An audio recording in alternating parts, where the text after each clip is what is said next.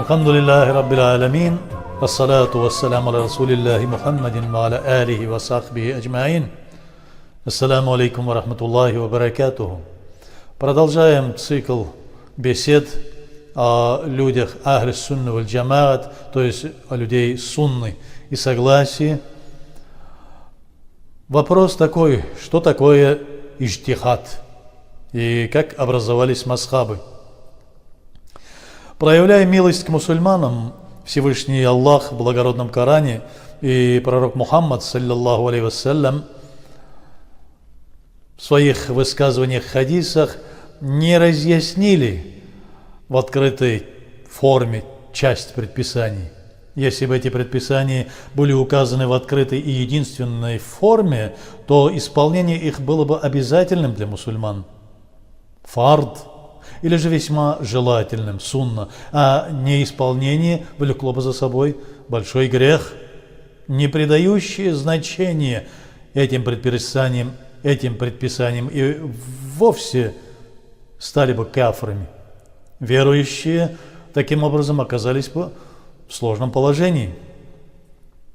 Способы исполнения таких предписаний могут определить лишь ученые ислама, обладающие полным комплексом знаний, необходимых знаний. Ученых-мусульман, занимавшихся определением этих способов раскрытия знаний, разъяснявших скрытые знания, называют муджтахид. Для достижения этой цели муджтахиду необходимо использовать все свои физические и духовные возможности. К этому обязывают его аяты благородного Корана и хадисы пророка Мухаммада, саллаллаху алейхи вассалям. И эти исследования, целью которых является разъяснение скрытых знаний, называется иджтихад, комплекс знаний, добытых муджтахидом самого высокого уровня путем упорного труда. Это есть путь. А его школа называется мазхаб. В случае, если муджтахид при своем иджтихаде, научном исследовании, совершит ошибку, то Всевышний Аллах даст ему за этот его труд один саваб, то есть запишется за ним одно вознаграждение. И если при верном иджтихаде, при верном объяснении того или иного понимания этого пути, муджтахид по разным оценкам получит от 2 до 10 савабов вознаграждений. Все сподвижники пророка Мухаммада, саллаллаху алейхи вассалям, получившие знания непосредственно от самого пророка Мухаммада, саллаллаху алейхи вассалям, были учеными-муджтахидами разного уровня. И среди мусульман следующего поколения, табиин, также было много крупных ученых, достигших уровня иджтихада. Каждый из них имел свою школу, мазхаб, и своих последователей. Во времена сподвижников и их последователей, табиин, существовало много мазхабов. Все они были истинными и верными. Если бы они сохранились до сегодняшнего дня, то мы могли бы следовать любому из этих мазхабов.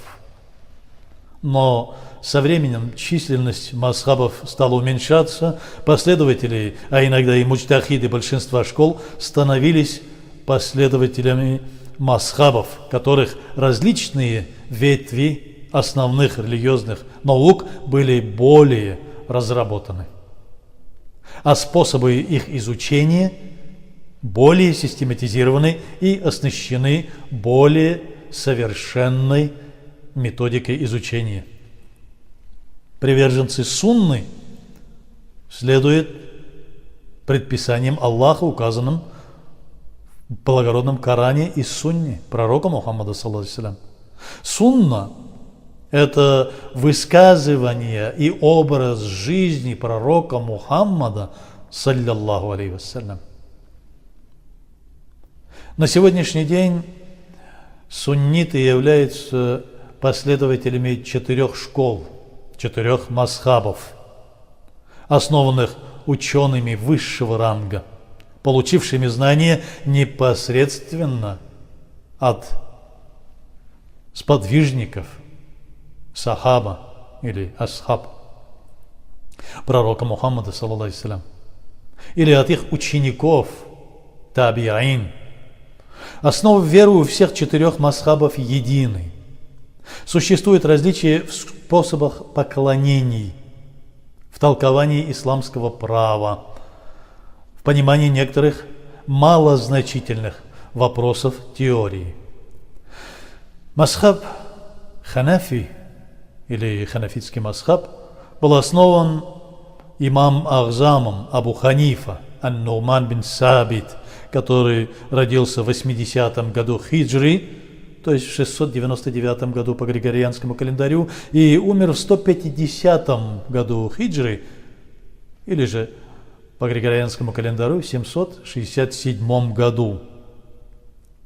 Здесь слово «ханиф» обозначает «правильно верующий». В данном случае обозначает «отец мусульман с правильной верой», то есть Абу Ханифа имам Ахзам, то есть величайший имам Абу Ханифа, отец, как сказали, мусульман с правильной верой. Основателем маликитского мазхаба считается Малик бин Анас, живший в 90-х и 179-х, живших между 90-м и 179-м годами хиджры. Основателем шафиитского мазхаба был имам Мухаммад бин Идрис аш-Шафии, родился в 150 году по хиджре и умер в 204 году по хиджре, то есть в 767 году по григорианскому календарю и в 820 году по григорианскому календарю он покинул этот бренный мир. Имам взял имя аш-Шафии в память о своем прадеде, который удостоился чести быть сподвижником самого пророка Мухаммада, саллаллаху алейхи вассалям. 4-й мазхаб – ханбалитский мазхаб. Эту школу основал имам Ахмад ибн Ханбал, который родился в 164 году по хиджре и умер в 241 году по хиджре. И эти 4 имама были муджтахидами, учеными из высшего ранга муджтахидов, которых называют мутлак муджтахид.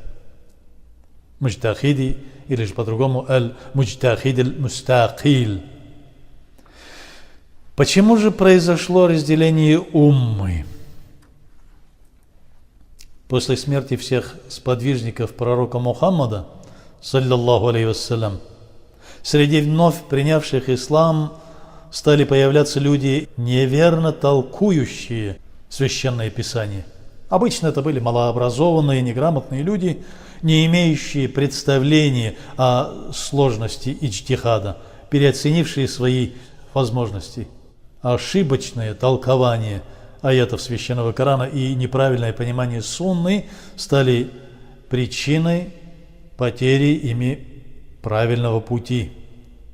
Некоторые ученые, считавшие, что достигли уровня иджтихада, стали толковать аяты и хадисы в соответствии с собственным пониманием их смысла, что противоречит знаниям, полученным от сподвижников и их учеников, табьиринов, в неправильном понимании религии.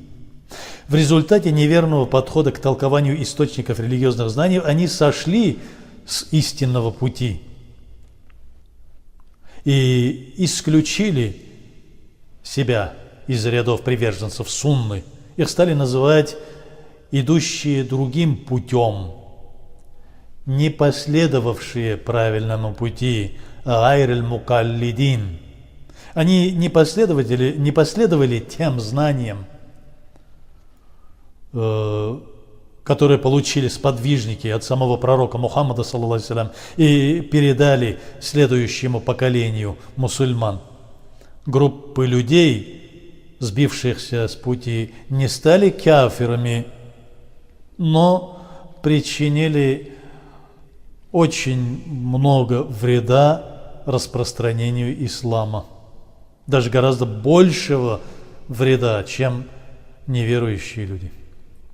Между этими группировками постоянно шли междоусобные войны, часто перераставшие против обладателей сунны, против ахль сунны валь джамаат, приверженцев сунны. Поэтому, говоря об исламе, о мусульманах, нельзя смешивать общины, использующие в поклонениях недозволенные новшества, бидат, с суннитами, последователями вышеуказанных 4 мазхабов. Следуя богословско-правовым решениям одного из мазхабов, сунниты считают остальные 3 мазхаба также верными, истинными. Между мазхабами существуют очень прочные связи. И на уровне ученых, и в среде простых мусульман. Некоторые различия в понимании отдельных богословских вопросов и способов поклонений не мешают им с любовью относиться друг к другу, так как у них основы веры едины и путь у них один, един.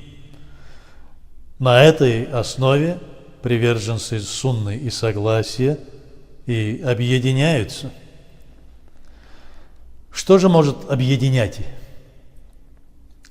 В переводе смыслов благородного Корана в 3 суре, в 103 аяте сказано: «Аузу биллахи минаш шайтанир раджим, ва'тасиму бихаблиллахи джами'ан». То есть держитесь за верь в Аллаха все вместе, джамаатом, и «валя тафарраку», и не разделяйтесь.